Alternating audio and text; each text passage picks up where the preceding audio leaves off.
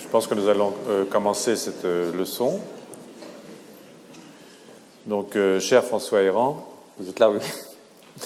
Pierre Rosanvallon va dans quelques instants décliner toutes les excellentes raisons qui ont amené l'Assemblée des professeurs à vous élire sur la chaire Migrations et Sociétés. Le colloque de rentrée 2016, Migration, réfugiés, exil, avait permis d'écouter, avec votre communication de la crise des migrants à la crise de l'Europe, approche démographique des politiques migratoires et des politiques d'accueil, de vous écouter. Beaucoup ici qui ont partagé ce privilège s'en souviennent probablement.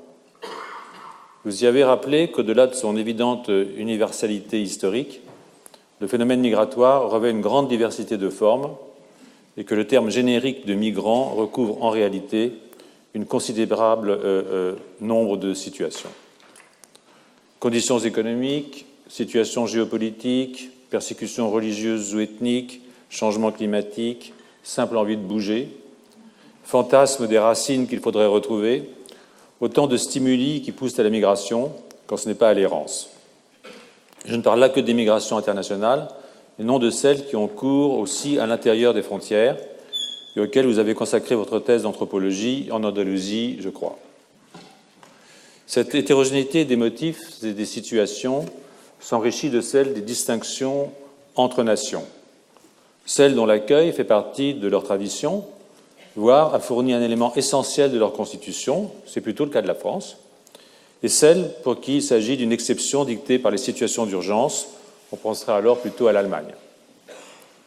Bref, ce qui apparaît comme absolument nécessaire aujourd'hui, au-delà des mobilisations politiques ou humanitaires, est une approche scientifique qui établisse des faits à partir desquels on puisse raisonner sur un phénomène complexe, loin des fantasmes, qui, nés de l'ignorance ou de la mauvaise foi, donnent lieu à toutes les possibilités de manipulation idéologique. Le phénomène migratoire n'est pas nouveau, et son amplitude, comme les formes qu'il prend, peuvent varier selon les époques et selon les régions du monde. Mais les replis inhospitaliers ne sont de l'intérêt ni de ceux qui se déplacent, ni de ceux qui reçoivent, sans oublier que celui qui reçoit aujourd'hui est parfois l'accueilli d'hier, et que nul ne peut croire sa sédentarité garantie pour toujours, pour autant qu'il la désire. On le saisit alors facilement. Analyser ces phénomènes permet de comprendre ce que nous sommes et nous préparer à ce qui vient. Cela est urgent et exige un savoir multiple. Le Collège de France est donc heureux d'accueillir ce soir un philosophe, un anthropologue et un démographe, un pratiquant de 3 disciplines essentielles à la maîtrise intellectuelle d'un phénomène qui, depuis que Sapiens a quitté l'Afrique, est constitutif de l'aventure humaine. Chers collègues, je vous souhaite la bienvenue au Collège de France.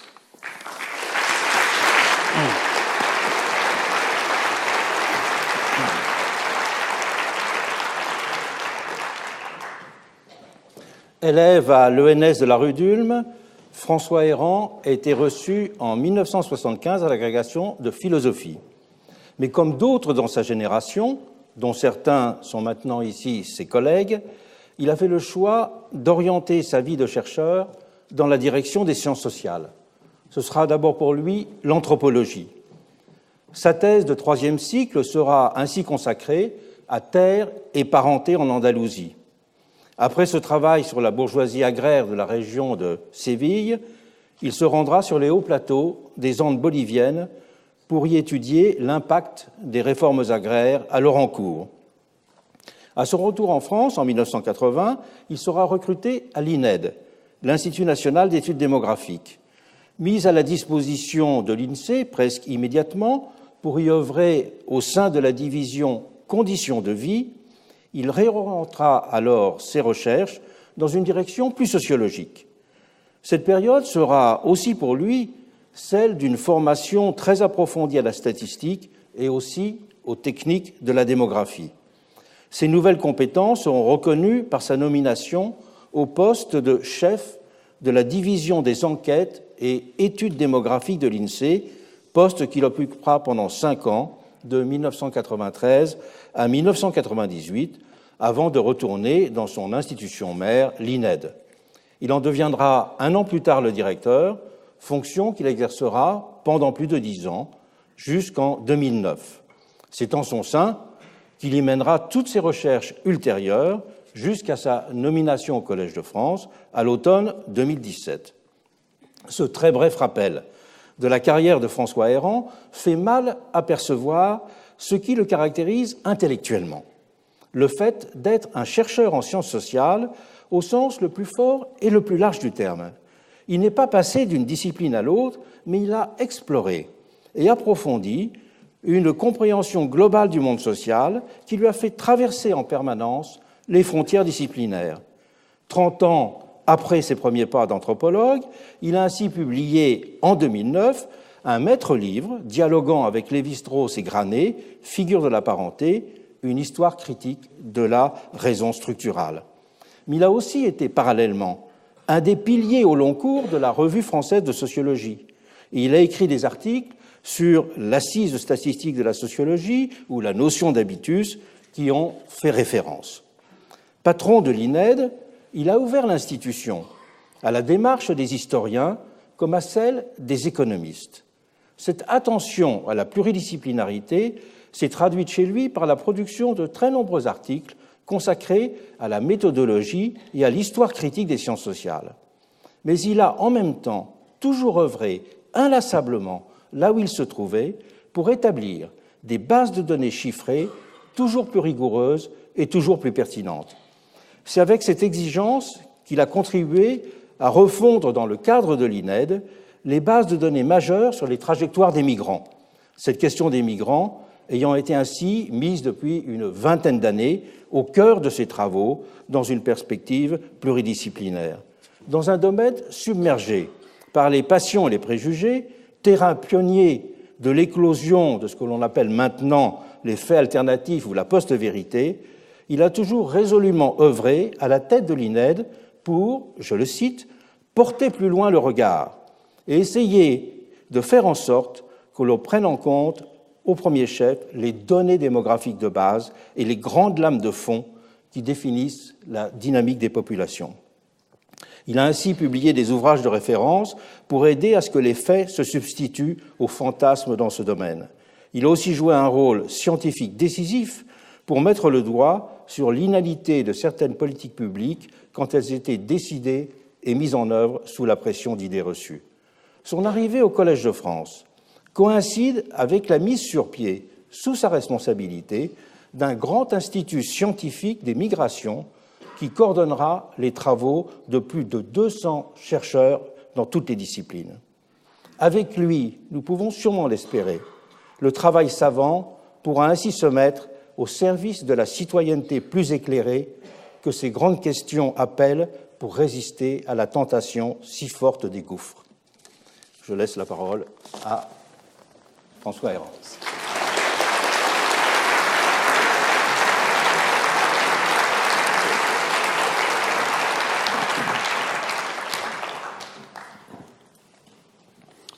Monsieur l'administrateur, chers et chers collègues, mesdames et messieurs, en décidant en mars 2017 de créer une chaire Migration et Société, l'Assemblée des professeurs du Collège de France a accompli un geste fort. Vous n'avez pas seulement accueilli dans ces murs l'étude scientifique des migrations, vous avez intégré le fait que les migrations, au-delà des épisodes spectaculaires qui polarisent l'attention et soulèvent les passions, sont une composante ordinaire de la dynamique des sociétés.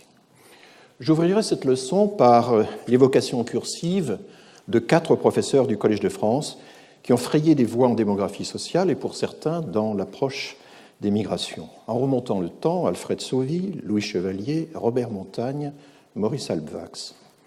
Alfred Sauvy est le premier démographe à avoir enseigné dans ces murs, nommé en 1945 à la tête de l'INED, que j'ai eu moi-même donc le privilège de diriger. Il occupa au Collège de France une chaire de démographie sociale. En 1983, il avait invité les jeunes recrues de l'INED, dont je faisais partie, à son 85e anniversaire. Je le vois encore prendre son élan de plusieurs mètres pour souffler ses bougies. Et j'ai retenu une phrase de son allocution, « Les travailleurs immigrés cotisent pour ma retraite ». L'une de ses cibles favorites était la vision de l'emploi en quantité fixe qu'il aurait suffi de partager pour faire reculer le chômage.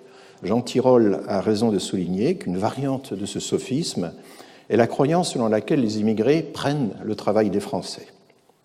Sauvy avait une vision utilitariste des flux migratoires. Il rêvait, si l'on peut dire, d'une politique démographique des migrations, dont il a livré plusieurs versions, non pas dans ses cours du Collège de France, mais dans diverses publications que j'examinerai dans mon cours en toute liberté. Sauvy avait été introduit au Collège de France par Louis Chevalier, auteur d'un livre hors norme, Classe laborieuse et classe dangereuse à Paris pendant la première moitié du XIXe siècle, éreinté par Fernand Braudel pour avoir privilégié des sources telles que les romans feuilletons, les faits divers, les rapports de police.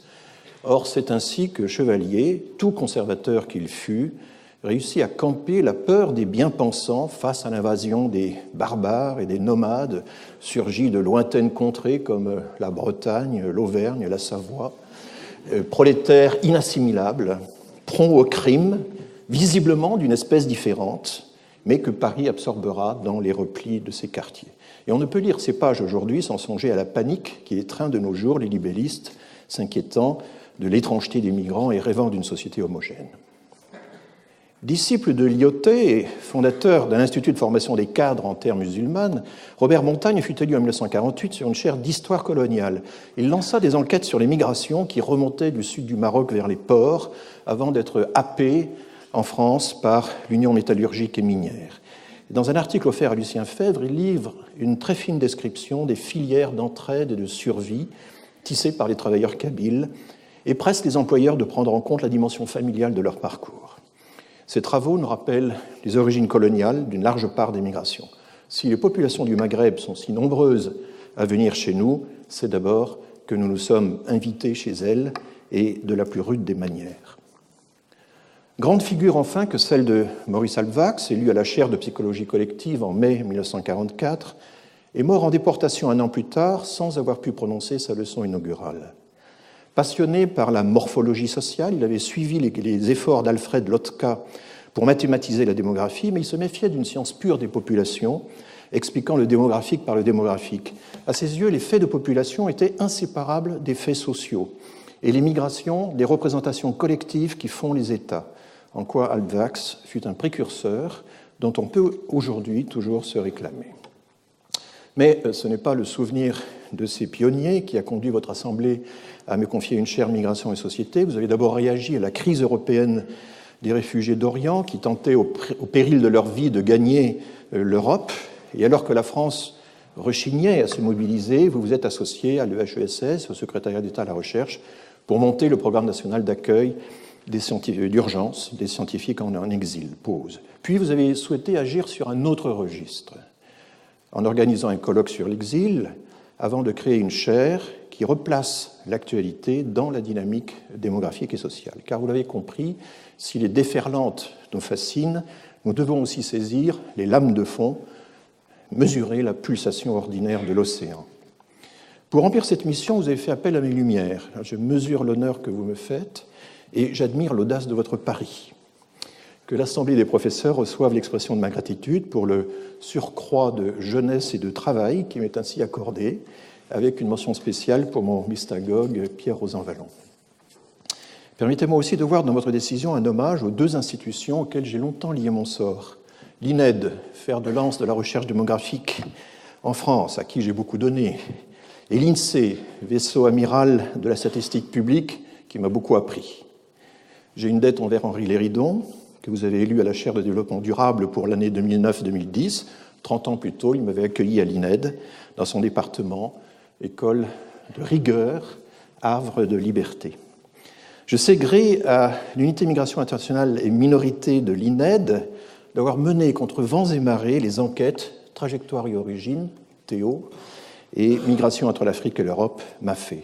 Et je salue enfin la belle équipe qui m'entoure à la tête de l'Institut des migrations, ce projet porté par 7 établissements, hébergé par le Collège de France en attendant l'ouverture du campus Condorcet et dont le premier appel à filiation a reçu plus de 200 candidatures.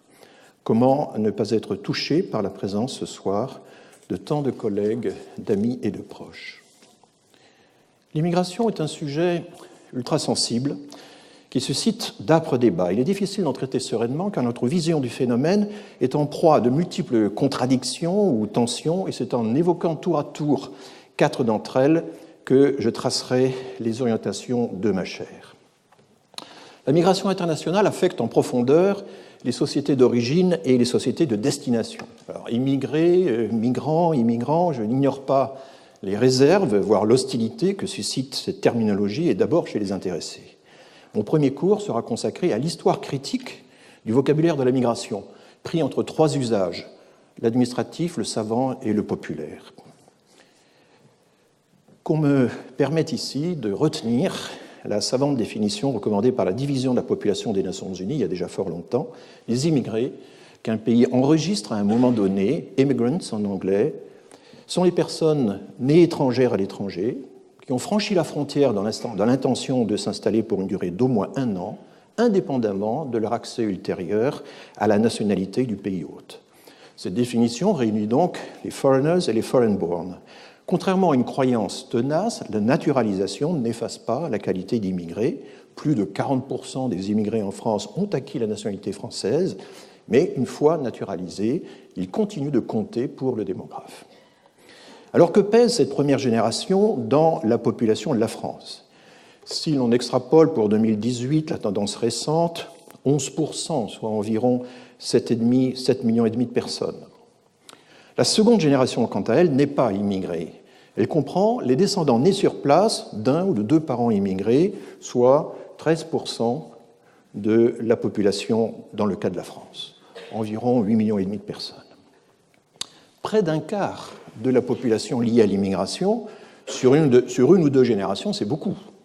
C'est 2 fois plus que dans la France des années 30, en proie à la grande crise et à la xénophobie.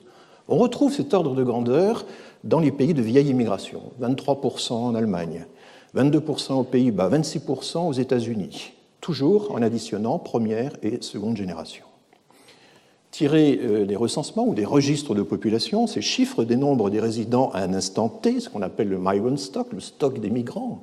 Il faut bien utiliser ce langage cru en démographie. L'autre approche mesure le flux annuel des nouveaux entrants. Et elle nous livre une information de taille. L'Europe, et spécialement l'Union européenne, est un grand continent d'immigration. Depuis 2014, en effet, l'Union accueille en proportion plus de migrants que les États-Unis. C'est un démenti cinglant au préjugé selon lequel certains pays seraient par nature des terres d'immigration, tandis que l'Europe le serait seulement à son corps défendant par flambée le temps d'une crise ou d'une guerre. Dans des pays comme les États-Unis, le Canada ou l'Australie, la conquête pionnière a tout fait de céder la place au repli nativiste, la seconde génération voulant verrouiller le portillon franchi par la première. Ayant acquis une mentalité d'insider, elle fait barrage aux nouveaux outsiders, jugés trop latins, trop orientaux, trop juifs, etc. En 1882 déjà, la peur du péril jaune avait conduit les États-Unis à restreindre l'immigration chinoise avant de la bannir totalement en 1888. Les nativistes américains finiront par imposer le régime discriminatoire des quotas de 1923 à 1964, une quarantaine d'années. Il consistait à ramener l'éventail des origines nationales des nouveaux entrants à celui qui prévalait 2 recensements plus tôt, en 1900, quand l'immigration était surtout anglophone et germanophone. Les quotas filtraient si bien les entrées que dans la dernière décennie de leur application, qui a été tout à fait efficace, la France recevait en proportion plus d'immigrants que les États-Unis. Si le Congrès mit fin aux quotas après l'assassinat de John Kennedy, ce n'est pas en suivant la pente naturelle d'une nation d'immigrants, c'est sous la poussée du mouvement des droits civiques. Dissipons le mythe, aucun pays n'est par nature ouvert ou fermé à la migration. La France est un pays d'immigration depuis le milieu du XIXe siècle, contrairement à ses voisins. Épuisée par les guerres de la Révolution et de l'Empire, malthusienne avant l'heure, ce qui faisait le désespoir d'Alfred Sauvy, qui en parlait beaucoup dans ses cours au Collège de France, elle enregistrait à peine plus de naissances que de décès et manquait de bras pour développer les mines, le chemin de fer, les ports, les manufactures. Le boom des naissances de 1946 à 1974 n'a pas suffi. La France est restée un pays d'immigration, tant elle manquait de bras pour assurer les tâches les plus ingrates de la reconstruction et de la croissance. Qu'en est-il des origines des immigrés dans l'Union européenne? Elles se sont diversifiées avec l'apport croissant de l'Europe centrale, de l'Asie, de l'Afrique subsaharienne, de l'Amérique latine. En France, toutefois, la part relative du Maghreb et du reste de l'Afrique dans la population immigrée a fortement progressé à la suite du tarissement des flux espagnols et portugais. Elle est passée de 20% en 1975 à 43% en 2013, un phénomène évidemment auquel l'opinion publique est tout à fait sensible. Alors, migration de peuplement ou migration de remplacement. Dans notre pays, les immigrés qui s'installent dans la durée, les 2/3 environ, ne remplacent pas la population existante, ils s'y ajoutent, tout comme leurs enfants, et peu à peu, ils s'y mêlent. Les économistes l'ont abondamment montré, les effets de l'immigration sur le budget de l'État et la protection sociale restent neutres ou marginaux. L'immigration, avant tout, apporte du monde, elle dilate notre économie, mais elle permet aussi à nombre de natifs d'échapper aux emplois les plus durs, nettoyage, construction, travail agricole, sécurité, soins aux personnes, et de grimper dans l'échelle sociale. La part prise par les deux générations dans l'ensemble de la population est désormais telle que bien des questions reposant sur la distinction entre eux et nous deviennent absurdes. Autant il y a du sens à évaluer les dépenses de l'État ou des collectivités pour accueillir et former les nouveaux entrants, autant il est vain de vouloir chiffrer ce que l'immigration nous rapporte ou nous coûte sur plusieurs générations, comme certains essayistes ont prétendu le faire en inventant des clés de répartition budgétaire selon les origines. Quel sens y aurait-il à calculer le coût net d'un quart de la population pour les 3/4 restants ? C'est un peu comme si une fratrie de 4 personnes, dont une adoptée à l'étranger, voulait absolument chiffrer ce que cette dernière coûte aux 3 autres. Toujours sur le thème d'une présence minoritaire mais forte, je souligne de longue date un paradoxe souvent mal compris. Les migrants peuvent contribuer fortement au peuplement d'un pays sans y apporter pour autant des flux massifs. Alors que l'Allemagne a enregistré des pics d'immigration records dans les années 90 et l'Espagne et l'Italie dans les années 2000, le profil migratoire de la France reste relativement modéré et stable depuis le milieu des années 70, sauf dans la période toute récente. Le nombre de nouveaux migrants non européens admis au séjour chaque année a oscillé autour de 190 000 entre 2005 et 2014, avec une progression due aux étudiants pour l'essentiel. Il a fallu la crise de 2015-2017 pour que le chiffre grimpe à 262 000 en 2017. En proportion, cet afflux annuel représente un surcroît de population longtemps limité à 0,3%, avant de passer récemment à 0,4%, et les démographes ont coutume de dire 3 pour 1000, 4 pour 1000. Comme le rappelle l'OCDE, les flux migratoires n'ont rien de massif en France. C'est leur accumulation au fil du temps qui finit par produire un changement massif. Dans le Temps des immigrés, publié en 2007, j'ai résumé la dynamique migratoire du pays par une formule, non pas une intrusion massive, mais une infusion durable. Si l'infusion se prolonge sur des décennies, a fortiori depuis le XIXe siècle, et quand bien même un tiers environ des immigrés repartent, elle finit par modifier les origines de la population, tout en favorisant un brassage plutôt progressif au fil des générations. Alors, à dresser de tels constats, on s'expose à des réactions incrédules qui tournent vite au réquisitoire. Combien de fois n'a-t-on pas accusé les démographes officiels de minimiser sciemment l'immigration, de cultiver l'omerta des chiffres, de torturer les données au gré de leurs pulsions idéologiques ou pire encore, de les forger à la manière d'un Lysenko. On trouve une variante de ces réactions dans un essai publié récemment dans la collection Le Débat de Gallimard. À en croire l'auteur, le calcul d'un taux d'immigration non européenne de 0,3% est sans valeur, car il rapproche un flux d'un stock et occulte le fait qu'une fois installés, les immigrés ont encore des enfants. Et d'assortir ce verdict d'une condamnation morale, les démographes effectuant de tels calculs usent d'un procédé malhonnête et font preuve de complaisance envers l'immigration. La charge est rude, mais elle rate sa cible, car les indicateurs de base de la démographie ont justement pour principe de rapporter un flux à un stock. On ne calcule pas autrement les taux de natalité, de fécondité, de nuptialité ou de mortalité. Si vous rapportez le nombre des naissances de l'année à la population au milieu d'année, vous divisez un flux par un stock et vous obtenez un taux de natalité. Les naissances de la génération suivante ne sont évidemment pas incluses dans ce calcul, elles relèvent d'une autre statistique. On serait fautif si on prenait un flux pour un stock, mais rapporter l'un à l'autre n'a rien de malhonnête, c'est le b.a.-ba du calcul démographique. Je me pencherai, le moment venu, sur ces leçons de démographie prodiguées par des amateurs plus passionnés qu'éclairés. Elles finissent toujours par glisser de l'argument technique au procès d'intention. Il ne leur vient pas à l'idée qu'on puisse chercher à prendre la mesure objective des migrations sans être guidé par quelque intérêt caché. Alors à ce genre de suspicion, que peut-on opposer? Cette profession de foi toute simple, nous n'avons pas à être pour ou contre l'immigration. Pas plus qu'à nous prononcer pour ou contre le vieillissement ou pour ou contre l'accélération des échanges. Qu'on le veuille ou non, nous devons faire avec l'immigration tant elle est ancrée dans nos sociétés. De là le titre de l'ouvrage que j'ai publié à la découverte, Avec l'immigration. Cette neutralité engagée ne concerne pas uniquement les chercheurs. Le débat sur l'immigration gagnera en maturité si nous refusons la logique binaire du pour ou contre, de la bien-pensance versus le politiquement correct, de l'angélisme face au principe de réalité et autres tenailles rhétoriques qui tuent le débat au lieu de l'animer. Nous ne cherchons pas à minimiser les chiffres d'un côté pour les grossir de l'autre, pas plus qu'on ne nie la poussée d'un arbre en suivant ses cernes de croissance d'une saison à l'autre, on ne nie l'effet cumulatif de flux modérés sur plusieurs décennies. Mais, reconnaissons-le, un mécanisme d'accrétion produisant ces effets à terme a de quoi déconcerter le profane et requiert de la pédagogie. Deuxième tension, la migration, un mécanisme spontané, mais qui ne va pas de soi.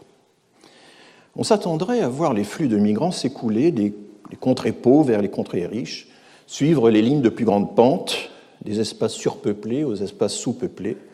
Mais si la mécanique des fluides détenait la clé des migrations, ne devrait-elle pas emporter la majorité de la population mondiale? Or, il n'en est rien. Ayant compilé les recensements de par le monde, l'ONU arrive à ce résultat surprenant: sur les 7,550 milliards d'habitants de la planète, 258 millions environ vivent à l'étranger, soit 3,4% seulement de la population mondiale. On peut majorer ce chiffre à 4% pour tenir compte de la migration non déclarée, à 5% si on considère les anciens migrants revenus dans leur pays. Ce n'est qu'un ordre de grandeur, mais il est parlant. 95% de la population mondiale n'a jamais migré à l'étranger. Si la migration est un mécanisme spontané, il ne veut pas de soi, comme si seule la nécessité poussait à s'arracher du sol natal. On songe au voyage de Baudelaire: faut-il partir, rester? Si tu peux rester, reste, pars s'il le faut. Pour éclairer ce mécanisme, je propose de revenir au traité fondateur d'Adam Smith, La richesse des nations, qui nous fait assister à la naissance d'une première théorie des migrations. La lecture des classiques a ceci de précieux qu'elle nous ramène au temps où les dilemmes étaient posés sobrement. Dans les îles britanniques, déplore Smith, les marchandises circulent davantage que les personnes. C'est une vérité d'expérience que l'homme est de tous les bagages le plus difficile à déplacer. La faute à la Poor Law, la loi sur les pauvres, qui interdisait aux pauvres d'aller offrir leur travail à l'extérieur. Chaque paroisse avait ses pauvres et devait les garder en leur accordant une maigre assistance. De là, des pénuries artificielles de main-d'œuvre et, comme on dirait aujourd'hui, des trappes de pauvreté, des trappes à pauvreté. Smith plaidait pour qu'on laissât les travailleurs prospecter librement le marché du travail. Il pourrait ainsi rééquilibrer les salaires entre les contrées pauvres et les contrées riches. À ses yeux, en somme, la meilleure politique migratoire était de ne pas en avoir. Smith ne privilégie ni l'origine ni la destination, mais l'écart qui les sépare. Il n'y a pas de problème de nationalisme méthodologique, comme on dit aujourd'hui. Le seul appel d'air qui vaille est la différence des espérances de gain entre les deux pôles de la migration. Nombre de chercheurs s'emploieront évidemment à calculer une différence nette, car il faut défalquer les coûts induits par de multiples facteurs: distance, transport, prise d'informations sur l'emploi et le logement, insuffisance de la formation, méconnaissance de la langue, etc., sans oublier les barrières à l'entrée. Mais pour peu que le gain soit positif, alors la migration devient intéressante. Les géographes et les économistes, de Ravenstein à Sjostad, en passant par Zipf, Stewart, Immergen, etc., commenceront par élaborer des modèles gravitaires. Comme dans la loi d'attraction universelle, ils assimilent les villes ou les pays à des corps de masse inégale qui s'arrachent mutuellement de la matière. Le nombre de migrants déplacés est proportionnel au produit des populations en présence et inversement proportionnel à leur distance. Par la suite, ces modèles seront absorbés dans des régressions inspirées par la théorie du capital humain. Alors que devient la dimension démographique dans ces modèles? La taille des populations devient une mesure des opportunités d'emploi, pondérée par les taux de chômage. L'âge souligne la capacité à investir dans l'éducation et à acquérir de l'expérience. Et le genre va devenir de plus en plus, jusqu'à la période actuelle, une préoccupation majeure.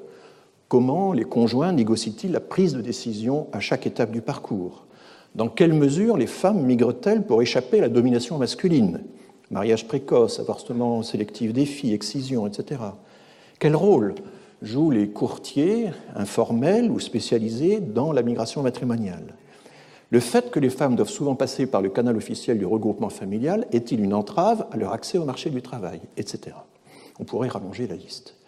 La notion de distance s'enrichit dans ces modèles. On l'interprète dans un premier temps comme un indicateur du coût du transport, et on découvre ensuite qu'elle a des dimensions sociales, comme la distance linguistique, culturelle, religieuse, mais que les liens frayés avec l'ancienne métropole coloniale contribuent à la raccourcir. On comprend plus tard que le coût de l'information est allégé par deux formes de capital social. La diaspora déjà en place et dorénavant les réseaux sociaux. Au total, le migrant intègre ces contraintes et sa stratégie consiste à relocaliser son capital humain pour en tirer un meilleur avantage. Encore faut-il que ce capital soit transportable d'un univers à l'autre, homologué et non discriminé. Et soit dit en passant, ces modèles, si on les conçoit bien, réconcilient Pierre Bourdieu et Raymond Boudon. Les atouts, les habitudes des migrants diffèrent selon les origines et le milieu, mais la compréhension des stratégies suppose que l'on comprenne à quoi les individus ont été sensibles dans cet univers de choix sous forte contrainte. Dûment enrichis par des variables individuelles et des variables de contexte, les nouveaux modèles révèlent le caractère sélectif des migrations. C'est un résultat sans cesse vérifié. Ce ne sont pas les plus pauvres qui migrent le plus.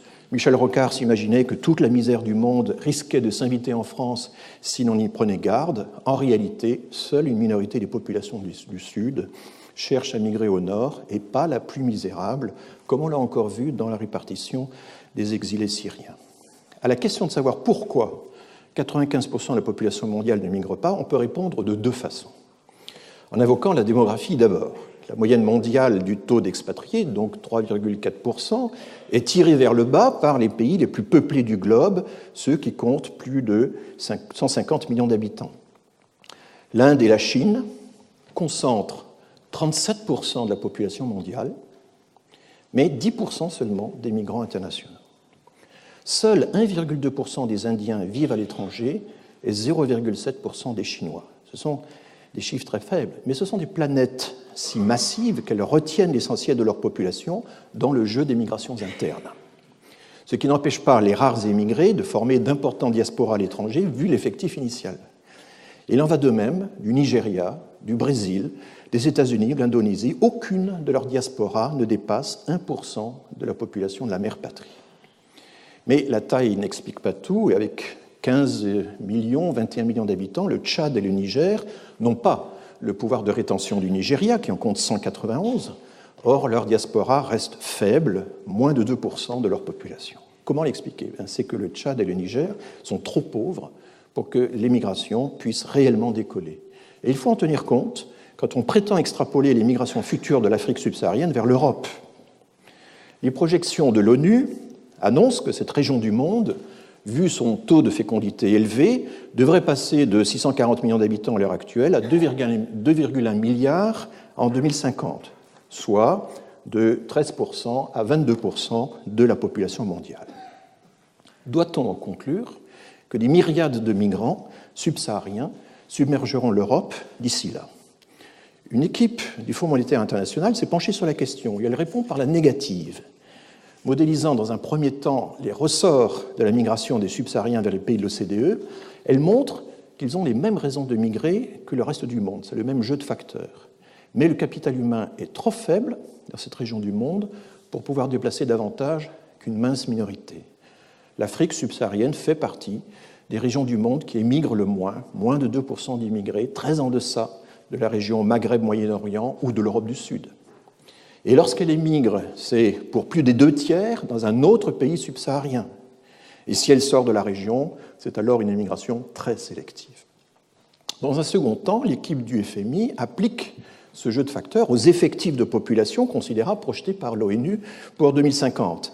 Il en résulte bien une forte progression des migrants subsahariens dans les pays de l'OCDE. Ils passeraient de 6 millions à 34 millions, et leur part dans la population de ces pays de 0,4% à 2,4%.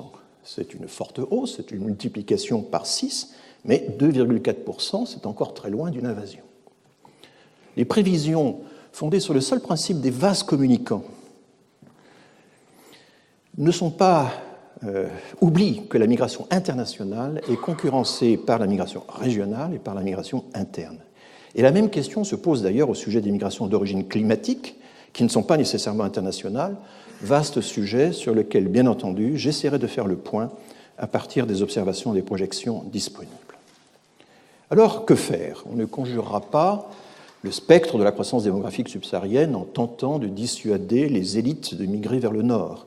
Il faut lutter, bien sûr, contre le changement climatique, mais sans renoncer à intensifier au sud du Sahara les actions pour l'éducation des femmes et leur santé reproductive, afin de répondre aux demandes qui sont de plus en plus attestées dans les enquêtes menées dans cette région du monde. Elles veulent reculer l'âge au mariage, qui est extrêmement précoce, et disposer effectivement des moyens d'espacer les naissances.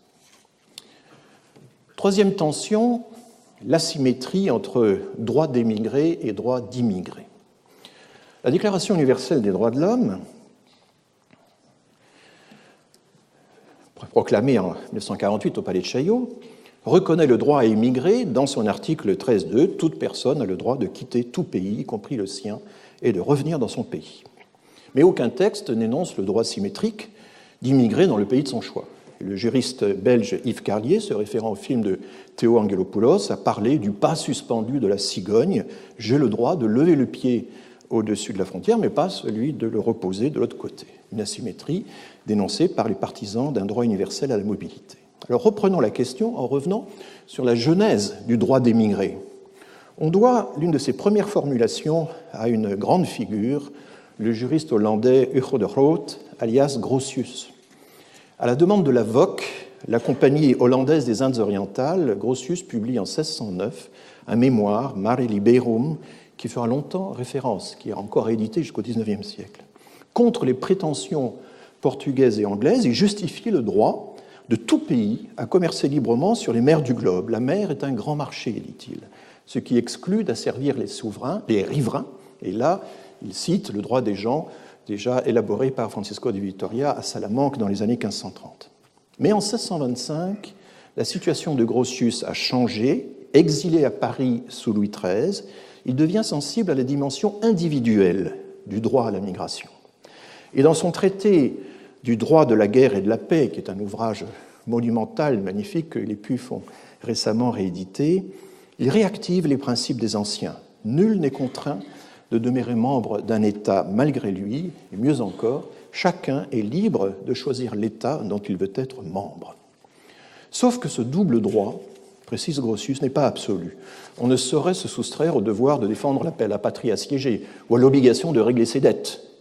Restrictions toujours valables et qui ont été considérablement étendues en 1966 par le pacte international relatif aux droits civils et politiques adopté à New York. Les États peuvent restreindre par la loi le droit de quitter son pays si c'est nécessaire pour protéger la sécurité nationale, l'ordre public, la santé ou la moralité publique ou les droits et libertés d'autrui, ce qui ouvre évidemment la voie à toutes les dérives. Jean-Jacques Rousseau donne raison à Grotius à la fin du livre 3 du Contrat social. Il le cite expressément. Oui, chacun a le droit de quitter son pays pour reprendre sa liberté naturelle. Mais, ajoute Rousseau, il ne faut pas qu'il s'agisse d'une désertion. Et deuxième restriction, si l'immigration est une option, elle ne doit pas retirer aux citoyens le droit de remettre en cause les lois fondamentales du pays, pas même le pacte social, le contrat social lui-même. On peut clarifier cette position en la reformulant dans les termes de la fameuse triade d'Albert Hirschman, exit, voice ou loyalty. Face à un État défaillant ou illégitime, j'ai trois solutions. Partir, protester ou me soumettre. Mais si le droit de partir doit se payer de l'interdiction de rester sur place pour contester le régime, alors il n'y a plus ni voice ni loyalty. La solution de l'exit se réduit à la contrainte de l'exil. Or, un droit qui vous est octroyé sans liberté de choix est évidemment vidé de son sens. Adam Smith, à son tour, replace la liberté de migrer dans un jeu d'options, mais sensiblement différent. Les indigents, écrit-il dans La richesse des nations, ont 4 solutions pour échapper à la pauvreté. S'évader de leur paroisse où ils sont assignés, rester sur place pour toucher l'aide sociale, entrer dans la délinquance pour s'en sortir, ou mourir, sans que Smith précise si cette dernière option consiste à attendre la mort ou à se la donner. En bref, l'émigration, l'assistance, le crime ou la mort. Dans ce sinistre éventail des échappatoires possibles, la migration reste l'issue la moins désespérée, la seule solution rationnelle qui permette d'améliorer son sort et d'accroître par ricochet la prospérité générale, la seule qui mérite d'être érigée en droit. John Locke avait déjà suivi cette voie un siècle plus tôt, mais en dérivant le droit à quitter son pays du droit de tout sujet à l'autodétermination, comme le font aujourd'hui les philosophes libertariens qui, même s'ils sont parfois extrêmement conservateurs, sont opposés, pour cette raison, à tout contrôle des migrations. Le raisonnement d'Adam Smith a le mérite de suggérer que les entraves à la mobilité perpétuent la pauvreté, alors que le droit de migrer en toute liberté permet de sortir de situations désespérées, d'améliorer sa condition. Et le jeu d'options qu'il déploie prend un relief particulier à la lumière des tragédies qui ponctuent de nos jours les tentatives de tant d'exilés. Quand l'horizon est bouché, que l'assistance est impuissante, le droit d'émigrer et d'immigrer devient une question de vie ou de mort. Il ne s'agit pas, comme le répètent ceux qui veulent fustiger le mirage de la migration, d'une quête de l'Eldorado. Non, c'est un projet rationnel, sensé, mu par la volonté de s'en sortir, salir adelante, comme on dit en espagnol, afin d'obtenir ces biens dont nous avons tous un besoin vital, une perspective d'avenir, un minimum de considération. Mais si forte soit-elle, la réflexion d'Adam Smith fait l'impasse sur l'alternative politique évoquée par Rousseau, à savoir le droit de contester sur place un régime défaillant sans être contraint à l'exil. Ce que Rousseau nous rappelle, en définitive, c'est que l'émigration n'est souvent qu'un pis-aller dans le combat contre la tyrannie ou contre l'incurie des régimes qui maltraitent leurs citoyens, une façon de voter avec ses pieds. Un exemple saisissant en est fourni par l'émigration massive des diplômés vénézuéliens, dont voici le bilan qui a été publié le mois dernier par les autorités argentines. Vous voyez l'extraordinaire hémorragie des cerveaux dont l'Argentine est en train de bénéficier en ce moment de la part du Venezuela. Elle a décidé d'ailleurs d'ouvrir largement ses portes et de ne pas leur imposer de lourdes procédures d'asile. Alors comment qualifier cette hémorragie ? Migration économique ou migration de refuge ? Les catégories officielles s'évanouissent. On pourrait parler à bon droit d'une migration mixte de refuge économique, si l'expression n'avait le défaut d'effacer la dimension politique de cette migration. Quand l'exode des diplômés devient à ce point massif, il vaut dénonciation du régime en place. Et dans le même temps, cet exemple suggère aussi que les élites mondiales jouissent déjà, de facto, du droit à la mobilité, comme l'a souvent signalé Catherine Wittol de Wenden. Vous avez plus de chances d'obtenir un visa, toutes choses égales par ailleurs, si vous êtes riche, européen, chrétien ou doté du bon phénotype. Il nous faudra explorer sans a priori les scénarios contrefactuels que nombre d'économistes du développement ont échafaudés sur les bienfaits d'une libre circulation de tous les facteurs, les hommes comme les marchandises. Que gagnerait-on à remplacer l'aide au développement, au rendement si douteux, par la délivrance de visas facilitant le va-et-vient nord-sud ? Pourquoi ne pas organiser dans ce domaine des expérimentations sujettes à évaluation ?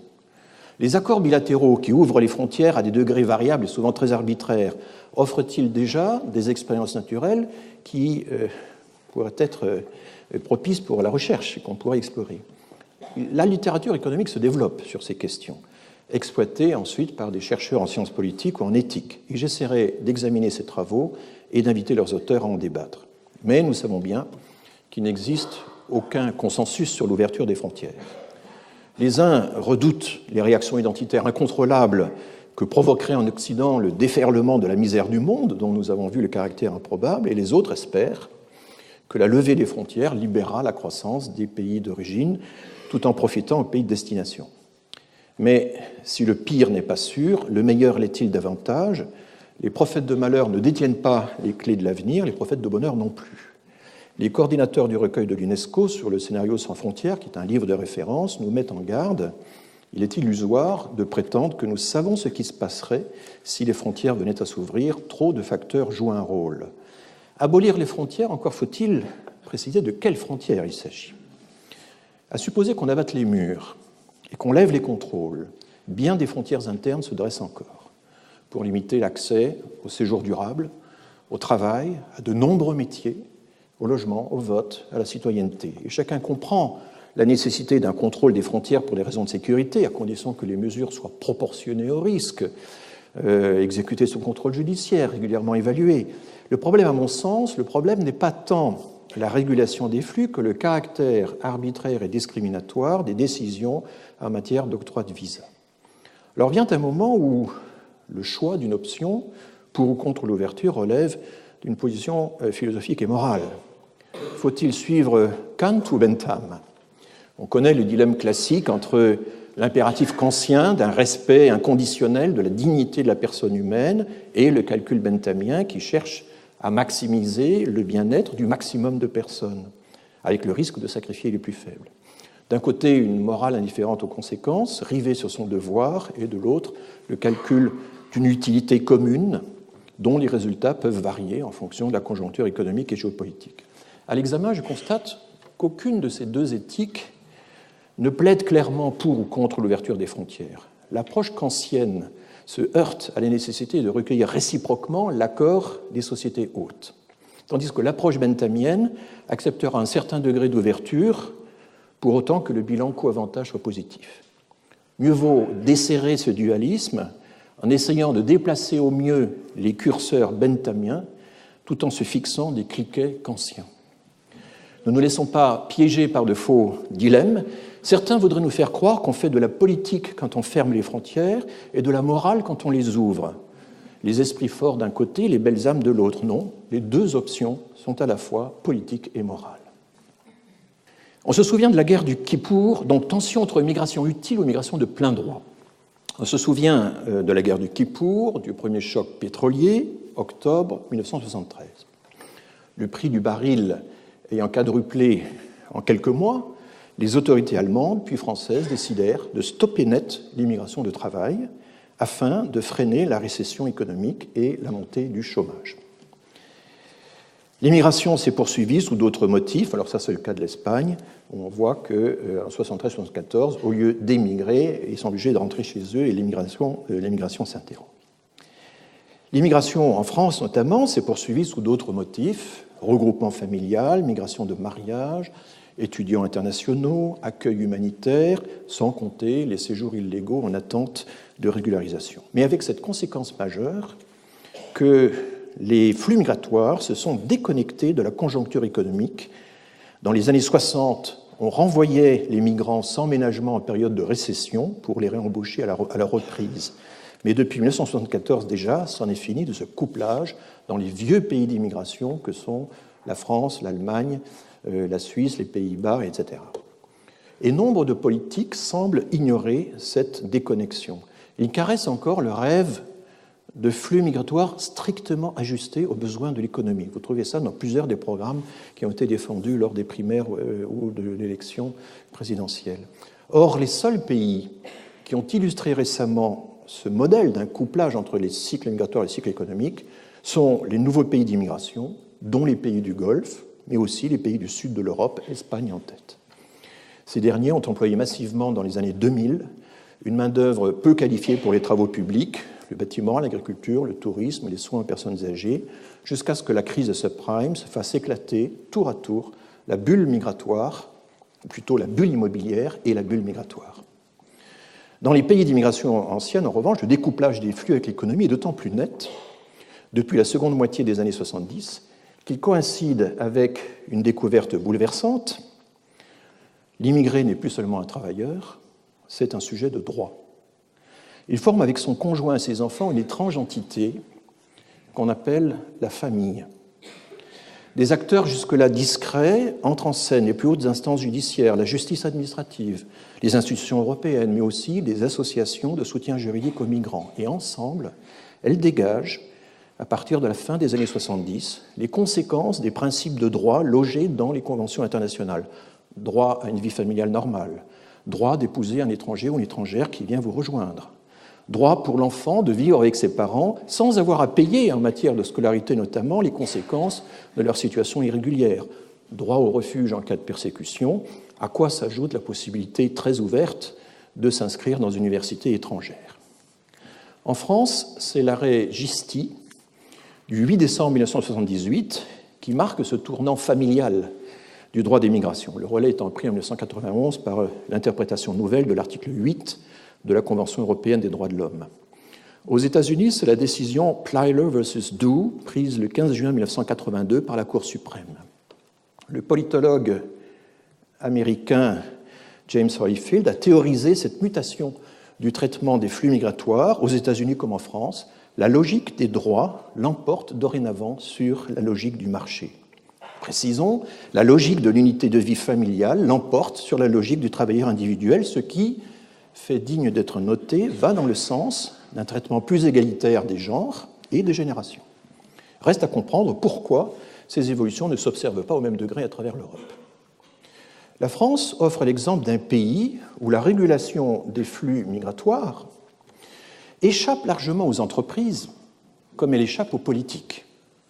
La grande majorité des 220 000 migrants non européens qui obtiennent chaque année un permis de séjour ne sont pas là pour rajeunir la pyramide des âges ou combler les pénuries de main-d'œuvre. Ils entrent chez nous parce qu'ils en ont le droit. La migration directe de travail reste résiduelle, moins de 10% des titres de séjour, et c'est de façon indirecte que les nouveaux entrants se présentent sur le marché du travail. Sachant qu'on ne peut mener de vie normale sans travailler, le droit au travail devient une conséquence du droit à la vie familiale et non plus l'inverse. Dans ces conditions, de quel registre la régulation des migrations dépend-elle? D'une politique économique? Très peu. D'une politique démographique? Elle n'existe guère. Elle est, pour l'essentiel, le produit d'une politique juridique menée par un ensemble d'acteurs publics et associatifs qui résistent tant bien que mal aux assauts d'une quatrième forme de politique, la plus redoutable, qui est la politique d'opinion, dont il faut toujours rappeler qu'elle n'est pas synonyme de démocratie parce qu'elle saute l'étape cruciale de la délibération, laquelle doit être dûment informée. L'approche des migrations est tirée à hu et à dia par d'autres antagonismes que je laisserai de côté ici. Ils communiquent avec les précédents sans les recouper totalement. Tension entre le volontarisme politique et la découverte que les éléments démographiques du passé exercent toujours leur emprise. Tension entre l'idée du migrant victime subissant les effets de la globalisation et du migrant stratège qui mettrait au défi les États souverains. Tension entre le contrôle des flux, prioritaire pour l'État, et la politique d'intégration plutôt marginale, entre le modèle d'intégration et le modèle d'assimilation, etc. Comment résoudre toutes ces contradictions? En poussant à fond un seul curseur? En se repliant prudemment sur le juste milieu? En pratiquant le double discours d'une politique ferme mais humaine, à moins que ce ne soit l'inverse? La recherche scientifique, telle que je la conçois, est trop attentive à la complexité des choses pour s'adonner à ces facilités, trop tiraillée par le doute, non pas le doute qui paralyse, mais le doute qui aiguillonne. Entre l'immobilisme frileux et l'ivresse volontariste, il existe un espace pour agir en connaissance de cause. Nous ne sommes condamnés ni à l'angélisme ni au cynisme. Nous devons manier plusieurs curseurs à la fois, tout en posant, comme je l'ai déjà dit, certains cliquets, comme le respect des droits fondamentaux. Alors pour finir, je vais faire un retour sur la crise européenne de 2015-2016 en passant d'un bilan subjectif à un bilan objectif. Nous avons tous en mémoire les rebondissements de la crise européenne des migrations, l'appel de la chancelière d'Allemagne, la frilosité de ses homologues européens, la refermeture des frontières, les attentats, etc.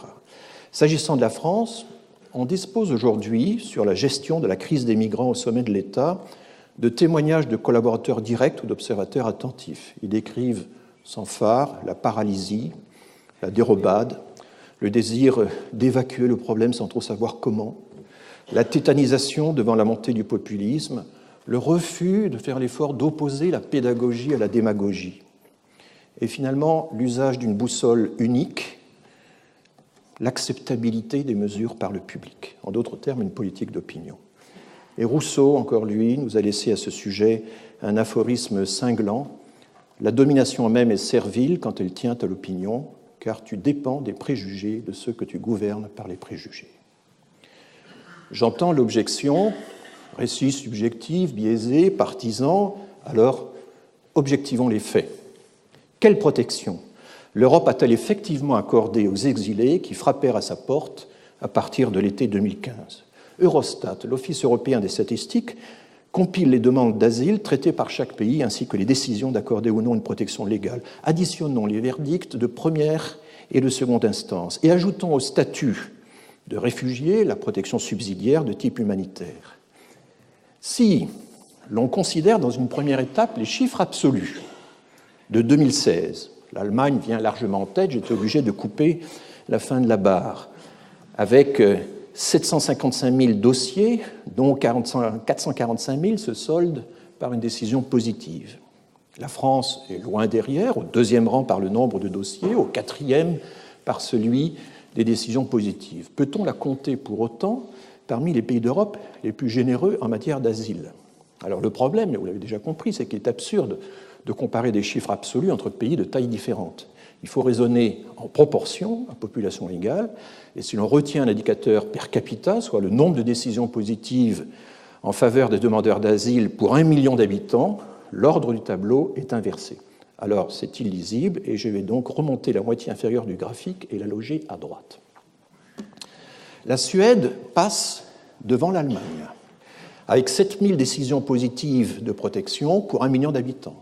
L'Autriche remonte, tandis que la France rétrograde au 16e rang. 13 en dessous de la moyenne, 530 contre 1400. Or, qui peut soutenir qu'à population égale, elle aurait moins de capacité d'accueil que la Belgique, l'Irlande, le Danemark, les Pays-Bas, qui ont accordé pour leur part 2 fois plus de protection. Sur cette affaire, l'Europe ne s'est pas divisée, l'Europe s'est déchirée. Les deux extrêmes, la Pologne et la Suède, sont dans un rapport de 1 à 700, alors que ces deux pays sont séparés seulement d'un bras de mer. De tels écarts sont rarissimes en sciences sociales. On entrevoit la diversité des facteurs qui dispersent les comportements. Le haut du tableau concentre des pays riches, Suède, Allemagne, Autriche, Norvège, Suisse, dont on peut penser qu'ils ont plus que d'autres les moyens de leur hospitalité. Mais si l'on pondère notre indicateur par le PIB, je ne l'ai pas fait ici, je peux vous dire en tout cas que les reclassements observés ne suffisent pas à bouleverser les positions. La France, dont le PIB dépasse légèrement la moyenne européenne, reste au 16e rang. 2 îles-États, Chypre et Malte, se haussent dans les premiers rangs du tableau. Situés en première ligne sur la trajectoire des migrants, il leur est difficile d'échapper au règlement de Dublin II, qui assigne le traitement de la demande d'asile au premier pays de la zone Schengen où le demandeur a été enregistré. Le Royaume-Uni, à l'opposé, accentue son retrait.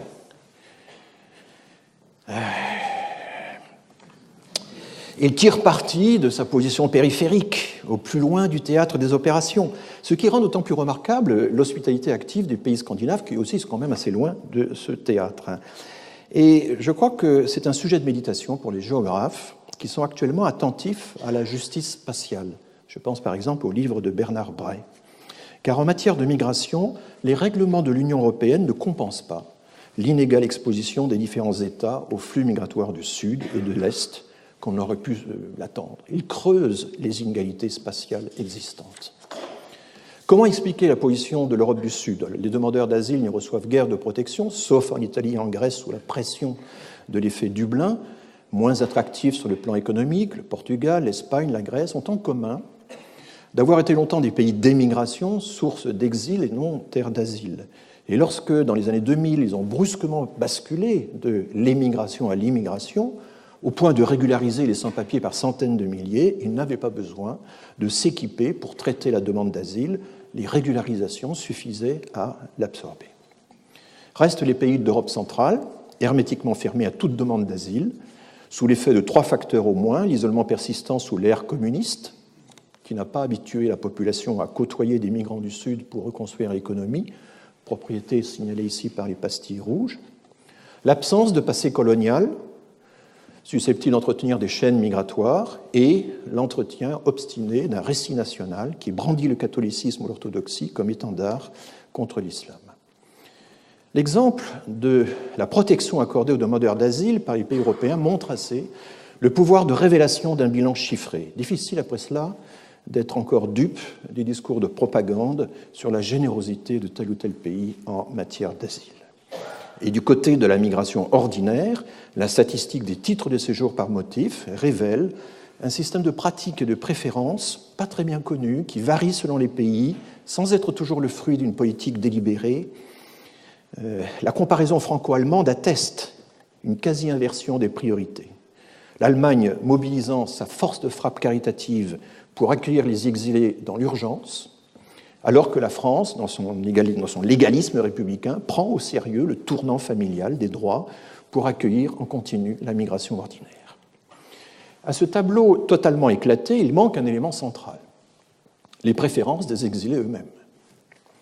C'est l'argument des autorités françaises. Qui pouvons-nous s'ils ont choisi un autre pays ? Sans exagérer l'accès des exilés aux technologies de communication qui méritent des analyses précises, comme là je songe aux travaux pionniers d'Anna Diminescu à Paris Tech, on observe que beaucoup sont informés sur l'état d'esprit des pays d'accueil. Faut-il s'étonner qu'un exilé préfère le pays qui affiche sa volonté de l'accueillir ? Abdelmalek Sayad hier, Stéphane Beau aujourd'hui, bien d'autres chercheurs encore l'ont montré, les immigrés et leurs descendants ne sont pas seulement capables de restituer leur expérience, ils en offrent souvent des analyses lucides et pénétrantes, particulièrement quand le chercheur les amène à croiser les points de vue entre les générations, entre les genres, entre les communautés. Et de fait, l'une des tâches de l'Institut d'immigration associé à ma chaire sera de retracer l'expérience des immigrés et de leurs descendants avec son lot d'arrachements et d'émancipation, d'épreuves et de réussites, de frustration et de revanche, de rupture et de solidarité. Au lieu d'opposer l'objectivation statistique au témoignage des acteurs, je dirais qu'elle fournit un socle de connaissances ou une toile de fond qui leur donne encore plus de sens. Nous voici donc armés pour commenter l'actualité en connaissance de cause. Tous les 2 ans en moyenne, depuis 1993, la France fait une loi sur l'immigration. Il y a 2 jours, le ministre de l'Intérieur est venu défendre son projet devant une commission de l'Assemblée nationale, maniant des chiffres absolus, jamais des proportions. Il s'est alarmé du sort de certaines régions en train de se déconstruire parce qu'elles sont submergées par les flux de demandeurs d'asile. Au regard du contexte européen, illustré par le graphique que je vous ai montré, ce propos sonne étrangement. Quel est le problème en vérité ? C'est celui de la justice spatiale face à la demande d'asile. Comment les Allemands s'y sont-ils pris pour enregistrer en proportion 5 fois plus de demandeurs que nous et en accepter 10 fois plus ? Ils ont appliqué la clé de répartition des subventions de l'État fédéral au territoire qui prend en compte la population et la richesse. Tâchons donc de tenir à nos concitoyens un discours de raison plutôt qu'un discours de peur. Seule une lecture hâtive de Michel Foucault pourrait nous faire croire que la statistique ne serait rien d'autre qu'un instrument de domination de l'État ou un outil de benchmarking au service de la mondialisation. Le péril n'est pas la gouvernance par le nombre, mais la diversion par les chiffres. Utilisons la science du nombre pour établir les faits, tracer les causalités et mesurer l'écart de la réalité à l'idéal, idéal d'égalité, de cohésion sociale, de non-discrimination, idéal républicain. Compter n'est plus un secret d'État ou un monopole divin, comme dans l'histoire de David châtié par Yahvé pour avoir osé recenser son peuple. Nous avons le droit de quitter les ruelles de notre quartier, de monter au beffroi pour prendre une vue d'ensemble de la cité, cartographier le monde et nous situer, quitte à remplacer l'image désuète du beffroi par celle du GPS. En bonne démographie et en bonne démocratie, ce n'est pas pour dominer que l'État doit compter, c'est pour rendre des comptes. Il doit être comptable au double sens du terme, comptable de ses actes sous le regard des citoyens et capable de compter, selon les règles de l'art, ce à quoi le scientifique veille, d'où l'importance, par exemple, de savoir raisonner à population égale et non en chiffres bruts. Cela vaut pour toute institution. Quand le programme Missing Migrants recense les milliers de morts sur les routes de l'exil Il met l'Union européenne en face de ses responsabilités. Il nous met tous en face de nos responsabilités. L'immigration est l'œuvre des migrants ou des exilés, mais c'est aussi la nôtre. On emmena un jour Maurice Ravel au concert, alors qu'il était très atteint par la maladie. « Elle est belle, cette musique », s'écria-t-il, « de qui est-ce » On dut lui répondre « C'est vous qui l'avez composée ». Et cette histoire serre le cœur, que le génie soit diminué au point de ne plus reconnaître ses œuvres. Il semble que nous souffrions de la même maladie vis-à-vis de l'immigration. C'est nous qui l'avons composée et nous l'avons oubliée. Elle est largement le sous-produit des incursions des nations européennes dans les pays du Sud, du Levant et de l'Orient. Elle est aussi une façon, pour les hommes et les femmes qui migrent, de réagir ou de répondre au système mondial des inégalités dont nous ne pouvons pas nous exonérer. Et c'est le contre-coup, enfin, des exigences de notre contribution à la formation des droits universels, car nous avons fini par comprendre qu'une vie de famille nourrie par le travail vaut mieux qu'une vie de labeur sacrifiant la vie familiale, et que cela valait aussi pour les immigrés. Nous devrions reconnaître là notre œuvre au lieu d'y voir une contrainte extérieure. Comment imaginer que des principes universels proclamés à la face du monde puissent tourner à notre seul avantage? Quel sens y aurait-il à prôner une universalité fermée? La France ne peut protéger sa vision de l'universel sans expérimenter en retour une diversification sensible de son paysage social. Saura-t-elle intégrer à son récit national les multiples interactions qui, en France comme ailleurs, mettent l'immigration au cœur des sociétés et le feront toujours davantage? Je vous remercie de votre attention.